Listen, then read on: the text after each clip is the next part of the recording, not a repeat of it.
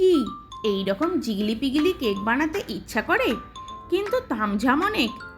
এই ভিডিওয়ে আজ আপনাদেরকে দেখাবো কোনো এক্সট্রা খাটনি ছাড়াই সহজ উপায় স্পঞ্জি বাটার কেক কিভাবে বানানো সম্ভব, তাও আবার গ্যাসে এবং কড়াইতে।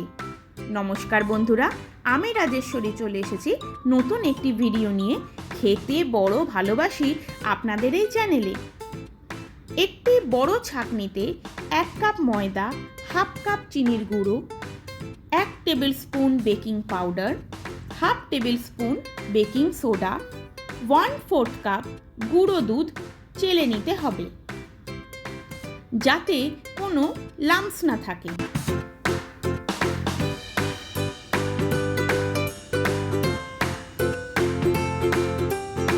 এরপর অন্য পাত্রে 75 থেকে 80 গ্রাম মতো বাটার নিয়ে তাকে ফেটিয়ে একটু গ্লসি করে নিতে হবে।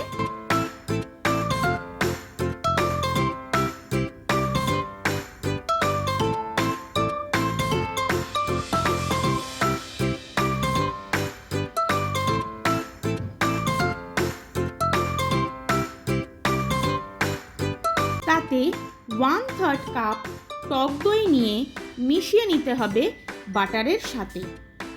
আচ্ছা, বাটার, দই এবং দুধ সবই রুম টেম্পারেচারে নেবেন। ফ্রিজ থেকে বের করেই ইউজ করবেন না, একটু আগে বের করে রেখে তবে ইউজ করবেন। এইবার 1 কাপ দুধ নিয়ে তার থেকে হাফ কাপ মতো দুধ বাটারের মধ্যে মিশিয়ে নেবেন। 1 টেবিল স্পুন ভ্যানিলা এসেন্সও অ্যাড করে নেবেন মিশ্রণে। তারপর শুকনো ইনগ্রেডিয়েন্টসগুলো অল্প অল্প করে মিশিয়ে নেবেন কাট অ্যান্ড ফোল্ড পদ্ধতিতে। যদি ব্যাটার একটু শুকনো লাগে আরও একটু দুধ মিশিয়ে নেবেন। ব্যাটার খুব পাতলা করার দরকার নেই। এইবার যেই পাত্রে কেক বানাবেন তাতে অয়েল ব্রাশ করে নেবেন, আর তাতে শুকনো ময়দা অল্প দিয়ে পুরোটা কোটিংয়ের মতো করে নিতে হবে, যেমন আমি করে দেখালাম। বাটার পেপার ছাড়াই সুন্দর কেক উঠে আসবে এই পদ্ধতিতে করলে। এরপর পাত্রে কেকের ব্যাটার অ্যাড করুন, আর একটু ট্যাপ ট্যাপ করে নিতে হবে যাতে বাবল বেশি না থাকে ব্যাটারে।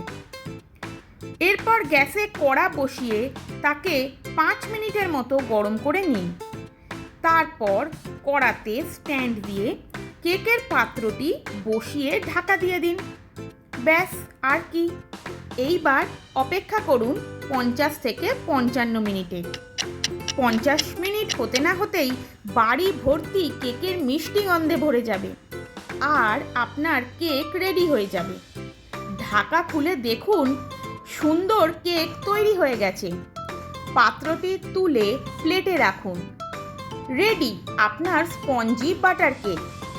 আমি আপনাদের কেটেও দেখিয়ে দিলাম কেমন হয়েছে। ভালো লাগলে অবশ্যই লাইক, শেয়ার, সাবস্ক্রাইব করে পাশে থাকবেন। ধন্যবাদ।